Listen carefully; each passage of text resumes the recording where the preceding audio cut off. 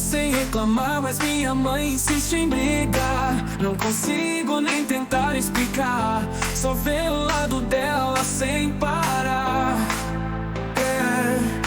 Mesmo que eu tente, não adianta, a conversa nunca avança.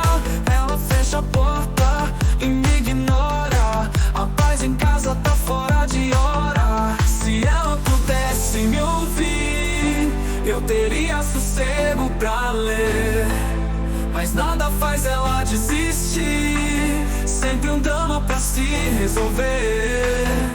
A casa tá limpa como ouro, e mesmo assim é choro e choro. Cada erro vira um estouro, silêncio é tudo que imploro. Talvez um dia ela entenda meu lado da moeda, a calma que eu ainda almejo, onde tudo se desenreda.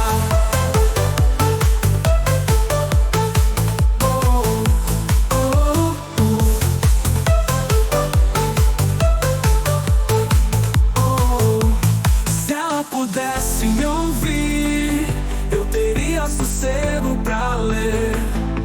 Mas nada faz ela desistir, sempre um drama pra se resolver.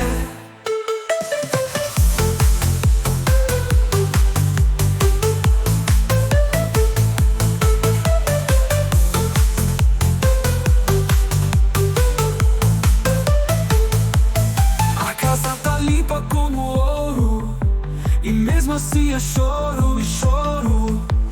Cada erro vira um estouro, silêncio é tudo que imploro. Mas um dia ela entenda meu lado da moeda, a calma que eu ainda almejo, onde tudo se desenreda. Oh, oh, se ela pudesse me ouvir, eu teria sossego pra ler.